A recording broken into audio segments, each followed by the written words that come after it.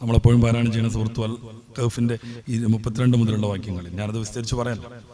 വദരിബിലഹും, അവർക്ക് പറഞ്ഞു കൊടുക്കൂ, മസലൻ, ഒരു ഉപമ. കാരണം അഹങ്കരിക്കരുത്. കൃഷി കൊണ്ട് ഭൗതികമായ എന്ത് വിഭവം കിട്ടിയാലും അതുകൊണ്ട് വല്ലാതെ അഹങ്കരിക്കാൻ നിൽക്കരുത്. എല്ലാം റബ്ബിന്റെ നിയന്ത്രണത്തിലാണ്. ഒരുപക്ഷെ റബ്ബ് താല അത് മൊത്തം പിൻവലിച്ചേക്കും. ജഅൽനാലി അഹദിഹിമാ ജന്നത്തൈനി മിൻ അഅനാബിൻ, 2 സഹോദരന്മാർ, അതിൽ ഒരാൾക്ക് അള്ളാഹു 2 മുന്തിരിത്തോട്ടങ്ങൾ നൽകി. വഖഫഫ്നാഹുമാ ബിനഖ്ലിൻ, അതിൻ്റെ ചുറ്റുഭാഗത്തും അദ്ദേഹം നന്നായിട്ട് ഈത്തപ്പനകൾ വെച്ച് പിടിപ്പിച്ചു. വജഅൽനാ ബൈനഹുമാ സർആ, ഇടയിലൊക്കെ ഇടവിളകളും കൃഷികളും നടത്തി. നല്ല മനോഹരമായ തോട്ടം സങ്കല്പിച്ചു നോക്കും.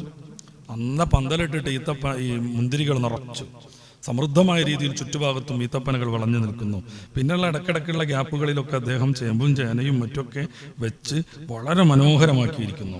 കിൽതൽ ജന്നത്തൈനി അതസുകലഹ വലൻ തദ്ലിം മിൻഹു ശൈഅൻ വഫജ്ജർനാ ഖിലാലഹുമാ നഹറ.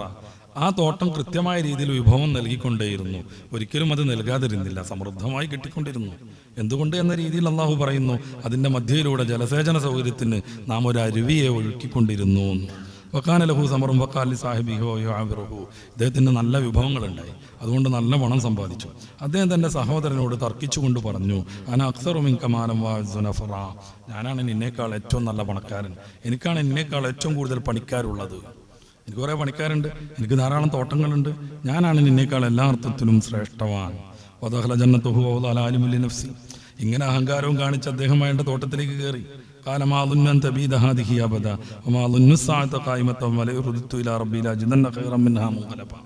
ഇത് നിത്യമായി നിൽക്കുന്നതാണ് എൻ്റെ വിചാരം, ഇതൊരിക്കലും നശിക്കൂല.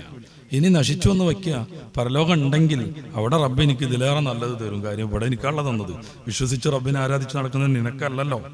അതുകൊണ്ട് ഇനി ഇതിനൊരു പര്യവസാനം ഉണ്ട് എന്ന് സങ്കല്പിച്ചാൽ തന്നെയും ആ ലോകത്തും ഞാനായിരിക്കും ശ്രേഷ്ഠൻ.